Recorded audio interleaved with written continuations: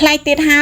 ហើយបងប្អូនចុងភៅគ្រប់គ្នាគេបង្ហាញពីរបៀបធ្វើទាត្រកួនតែ My Kitchen ថ្ងៃនេះធ្វើមាន់ត្រកួនវិញម្ដងដោយសារតែមាន់ស្រួលធ្វើរងាស់ឆាប់ផុយហើយភាគច្រើនបងប្អូនយើងមិនសូវប្រកាន់ដូចសាច់ទាឡើយរើសបានមុខម្ហូបហើយតោះទៅផ្សំគ្រឿងនៅផ្សារទាំងអស់គ្នាជម្រាបសួរពុកម៉ែបងប្អូនមកដល់ផ្សារហើយឥឡូវដើររកមើលមាន់មុនគេមាន់ខ្ញុំរើសរកមាន់ស្រែព្រោះអីសាច់វារាងស្វិតបន្តិចដោយសារតែម្ហូបយើងថ្ងៃនេះជាម្ហូបបែបឆ្នាំងភ្លើងពេលញ៉ាំត្រូវកម្ដៅរហូតទិញមាន់មួយ1គីឡូ2ខាំអស់ 25,000 រៀលអ្នកលក់ធ្វើឲ្យយើងមកស្អាតទិញគល់ស្លឹកគ្រៃរំដេងស្លឹកក្រូចសើចអស់ 1,000 រៀលទៀតស្ពៃបូកូមួយចំហៀងដុំតែ 1,000 រៀលទេចំណែកឯត្រកួនស្រួយ1គីឡូតែ 3,000 រៀលទេបងប្អូនល្អមែនតែនឡើងខ្ចីខ្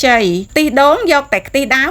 2,000 ទៅដល់កន្លែងចាប់ហួយទិញទៅហ៊ូស្អុយ1កែវម្ទេសឆ្អើរកិនស្រាប់1កែវទិញទឹកដោះគោខាប់1កំប៉ុងសរុបលុយអស់ 13,000 រៀលទៀតរបស់ទាំងអស់នេះប្រើម្ដងមិនអស់ទេបងប្អូនតែអាចទុកប្រើថ្ងៃក្រោយទៀតបានខ្ទឹមសខ្ទឹមក្រហមម្ទេសក្រហមទិញថ្ងៃមុនហើយមកដល់ផ្ទះរៀបចំភ្លាមបន្លែសាច់គ្រឿងទេសដែលទិញមកពីផ្សាររបស់ណាត្រូវចិត្តរបស់ណាត្រូវបេះស្លឹករួចហើយយកទៅលាងទឹកត្រកួនកាត់ជា2ស្ពៃបូកូនិងត្រកួនរៀបចំដាក់កញ្ច្រែងផ្សេងព្រោះត្រូវការប្រើក្រោយគេខ្ទឹមសគ្រាន់តែដំឲ្យទួងបានហើយគល់ស្លឹកគ្រៃក៏ដូចគ្នាដែររំដេងហាន់ជាបន្ទះស្ដើងចំណែកឯខ្ទឹមក្រហមពុះឲ្យនៅដុំធំបន្តិចម្ទេសក្រហមហាន់ជាបន្ទះស្ដើង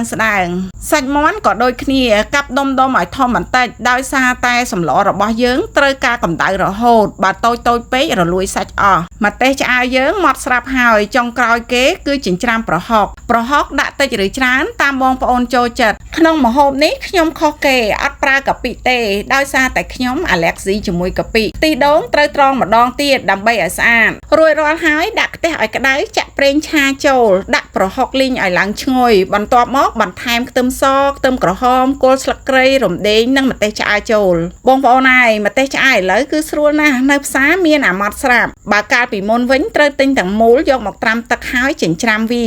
ងាកមកសម្លយើងកូរចុះឡើងរហូតដល់ឈ្ងុយហើយដាក់សាច់មាន់ចូលឆាត្រឡប់ចុះឡើងទុកឲ្យទឹកដែលចេញពីសាច់មាន់នឹងរីងអស់ទើបចាក់ខ្ទិះដូងចូលរួចហើយកូរចុះឡើងទៀតរហូតដល់ខ្ទិះដូងនឹងចូលក្នុងសាច់មាន់សព្វហើយចាក់ទឹកចូលត្រង់កន្លែងនេះបងប្អូនបើបងប្អូនមានទឹកដូងប្រើទឹកដូងក៏បានវាធ្វើឲ្យម្ហូបនេះរឹតតែឆ្ងាញ់ពុះហើយបន្ថែមម្សៅស៊ុបនិងតៅហ៊ូចំណែកឯតៅហ៊ូដាក់តិចឬច្រើនតាមបងប្អូនចូលចិត្តរីឯរសជាតិផ្អែមខ្ញុំថែមទឹកដោះគោខាប់ដោយសារតែទឹកដោះគោខាប់ធ្វើឲ្យម្ហូបយើងរឹតតែឈ្ងុយឆ្ងាញ់ស៊ុបមាន់នេះបងប្អូនមិនបាច់រងាស់ទេដោយសារតែសាច់មាន់ឆាប់ផុយពុះហើយភ្លក់មើលបើពេញចិត្តរសជាតិហើយបន្ថែមម្ទេសក្រហមកូរឲ្យសព្វបិទភ្លើងទុកសិនរៀបចំត្រកួនស្ពៃបូកូទ្រាប់បាត់ឆ្នាំងដួសស៊ុបដាក់ពីលើទុកឲ្យពុះជាការស្រេចមិនដែរបងប្អូនបន្ទាប់ពីទស្សនាហើយបងប្អូនទាំងអស់គ្នាក៏អាចសាកល្បងធ្វើញ៉ាំដោយខ្លួនឯងបានងាយស្រួលប្រសិនបើបងប្អូនធ្វើហើយមានរសជាតិយ៉ាងណាកុំភ្លេចខមមិនប្រាប់ខ្ញុំវិញផងរបៀបធ្វើមាន់ត្រកួនរបស់ខ្ញុំមានតែប៉ុណ្្នឹងទេបងប្អូន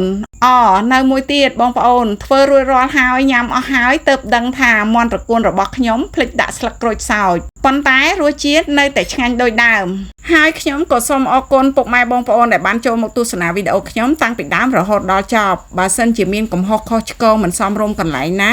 ខ្ញុំក៏សូមអភ័យទោសពីចម្ងាយកុំភ្លេចណាជួយ like ជួយ share ចំពោះអ្នកថ្មីជួយចុច follow page My Kitchen ម្នាក់មួយផងខ្ញុំនឹងមានវីដេអូថ្មីបន្តទៀតអរគុណជម្រាបលា